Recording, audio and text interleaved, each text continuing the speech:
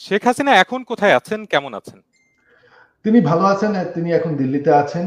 আমার বোন ওনার কাছে আছেন। আমার বোন তো দিল্লিতে থাকেন। আ তিনি ভালো আছেন, তবে অবশ্যই উনার আ খুবই মন খারাপ। তিনি খুবই দুঃখিত যে দেশের জন্য আ উনার বাবা জান দিয়েছেন, আমার পুরা পরিবার জান দিয়ে হারিয়েছে। যেই দেশের জন্য তিনি জেল খেটেছেন, এত পরিশ্রম করেছেন, এত উন্নয়ন করেছেন, সেই দেশের মানুষ তাকে এভাবে আ অপমান করে বের করে দেবে।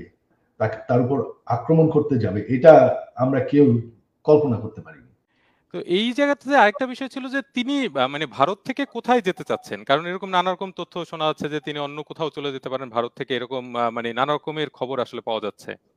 না, এরকম কোনো সিদ্ধান্ত নেওয়া হয়নি। মানে শেখ হাসিনা ভারত থেকে অন্য কোথাও যাবেন এরকম কোনো সিদ্ধান্ত নেওয়া হয়নি? না। আ আমরা আগে আপনার বক্তব্য থেকে শুনেছিলাম যে তিনি নাতি-নাতনির সঙ্গে সময় কাটাতে চান এবং এখন এটাও শোনা যাচ্ছে যে তার মার্কিন ভিসা বাতিল হয়েছে। এটা কি সত্যি? না, এরকম এটা একটা গুজব। এরকম কোনো কথা হয়নি। এরকম কিছুই হয়নি। আপনার কি এই মুহূর্তে আপনার মায়ের সাথে দেখা করার বা ভারতে আসার সম্ভাবনা রয়েছে? হ্যাঁ, এক পর্যায়ে আমি যাব। কখন সেটা ঠিক হয়নি। আচ্ছা। আমরা দেখতে পাচ্ছি যে বাংলাদেশে অন্তর্বর্তীকালীন সরকারের প্রধান হচ্ছেন প্রফেসর ইউনূস। এই বিষয়ে আপনার মতামত কি? এ বিষয়ে আমার কোনো মতামত নাই। আমাদের সুশীল সমাজ তো অনেকদিন ধরেই চাচ্ছেন যে তিনি দেশ চালানোর একটা সুযোগ পাক। তো তিনি এখন সেই সুযোগটা পাচ্ছেন। কিভাবে চালাতে পারবেন আমি দেখতে চাই। দেখার অপেক্ষায় আছি। একটা দেশ চালানো অত সহজ ব্যাপার না। তো দেখি। আর আপনার কি মনে হয় আওয়ামী লীগকে পুনর্গঠন করতে আপনার পরিবারের কি আসলে ভূমিকা নেওয়া উচিত নয়?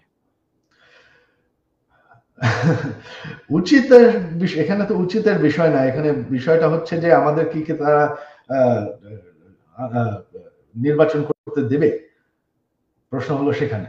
নির্বাচন যদি নাই করতে দেয়, আওয়ামী লীগকে যদি তারা আ মানে মারধর করতে থাকে, তখন তো সেই চেষ্টা করে তো আর লাভ নেই। শুধুমাত্র আমাদের মানুষ মারা যাবে। কিন্তু আপনি যে আরেকটু মানে পরিষ্কারভাবে বলেন যে আপনার কেন মনে হচ্ছে বা আপনি কি এরকম আশঙ্কা করছেন যে আওয়ামী লীগকে নির্বাচন করতে দেবে না? দেখেন, আ ইতিমধ্যে যে আ আ আলোচনা চলছে সবকিছুর, আ আ ইন্টারিম গভর্নমেন্ট বলেন, এখানে কিন্তু আওয়ামী লীগের সাথে কেউ কোনো যোগাযোগ করছে না, কথা বলছে না। তো আমরা কি করব?